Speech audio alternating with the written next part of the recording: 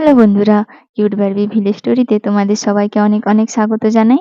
দেখো বন্ধুরা, সকাল হয়ে গিয়েছে আর কৃষ্ণা সকাল সকাল বাড়ির সমস্ত কাজ সেরে রান্না করতে ব্যস্ত রয়েছে। তাড়াতাড়ি রান্না করতে হবে, ওদিকে রায় আর রুষা খেয়ে কলেজে যাবে। সবজিগুলো কেটে নিই আগে, তারপর বাকি রান্নাটা করে নেব।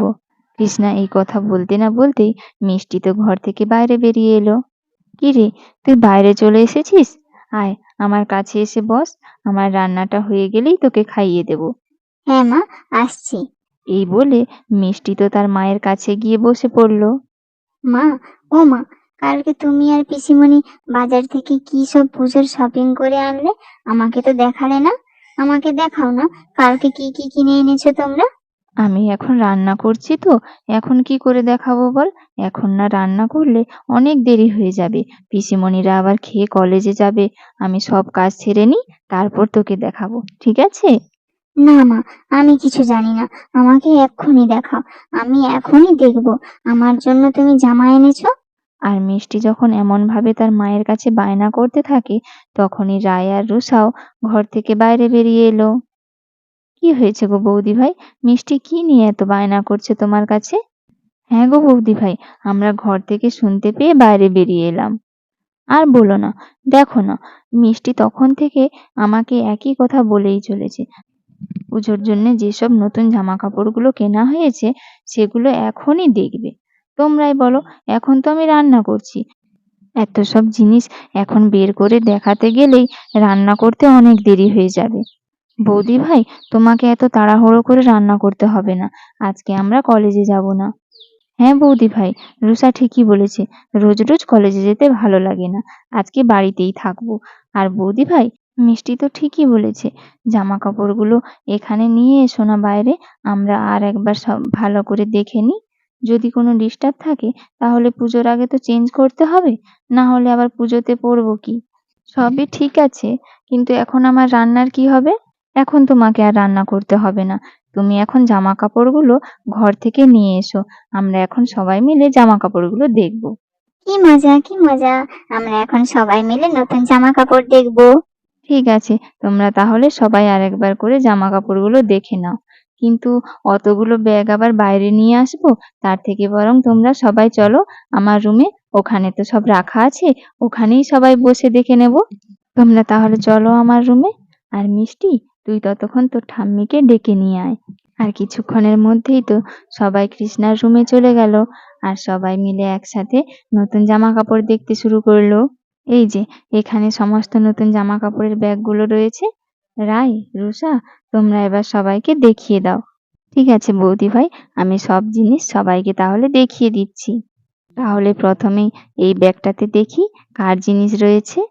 ও মা, এটাতে তো মিষ্টির জামা রয়েছে। এই দেখ মিষ্টি, তোর জামা। দেখ তোর পছন্দ হয় কিনা। এটা কিন্তু আমি পছন্দ করেছি। এটা আমার জামা? এই জামাটা তো খুব সুন্দর। আমার খুব পছন্দ হয়েছে জামাটা। আম্মি, দেখো আমার জামাটা খুব সুন্দর লাগছে না? হ্যাঁ গো দিদি ভাই, তোমার জামাটা খুব সুন্দর হয়েছে। বাবা, তুমি কিছু বললে না যে আমার জামাটা কেমন হয়েছে? আমাকেও আবার বলতে হবে তোর জামাটা সুন্দর হয়েছে? আর সত্যি, আমার মেয়েটাও না হয়েছে। আচ্ছা আচ্ছা মা, খুব ভালো লাগছে তোর জামাটা। এবার দেখি এই ব্যাগটার মধ্যে কি রয়েছে। আরে, এটাতে তো বৌদি ভাইয়ের শাড়িটা। দেখে নাও সবাই, বৌদি ভাইয়ের শাড়িটা কেমন হয়েছে। বাহ, মায়ের শাড়িটা তো খুব সুন্দর। কই দেখি দেখি, বৌমার শাড়িটা কেমন হয়েছে। বাহ, বেশ সুন্দর হয়েছে শাড়িটা। সুন্দর হবে না? কে পছন্দ করেছে সেটা দেখতে হবে তো। দাদা ভাই, দেখো শাড়িটা আমি পছন্দ করে দিয়েছি বৌদি ভাইয়ের জন্য। শাড়িটা তো সুন্দর হয়েছে, কিন্তু দেখে তো মনে হচ্ছে অনেক দামি শাড়ি। তা বলি, কত টাকা নিল শাড়িটা? আরে দাদা ভাই, খুব বেশি দাম না, মাত্র 2000 টাকা। কি বলছিস রে, 2000 টাকা? আবার বলছিস এটা নাকি বেশি নয়? কৃষ্ণা, কি দরকার ছিল তোমার এত দামি শাড়ি নেওয়ার? কি গো তুমি, বছরে তো একবারই একটা ভালো শাড়ি নিই, তাও আবার তুমি খোঁটা দিচ্ছ? সত্যিই তো খোকা, আমার একটা মাত্র বৌমা, পুজোর সময় একটা দামি শাড়ি নেবে না? তুই একেবারে চুপ কর, বৌমাকে কিচ্ছু বলবি না বলে দিলাম। ঠিক আছে ঠিক আছে, এবার তোমরা থামো। এবার এদিকে দেখো, এটা হলো রুষার জামা আর এটা হলো আমার জামা। কি গো, তোমাদের ভালো লেগেছে ড্রেসগুলো?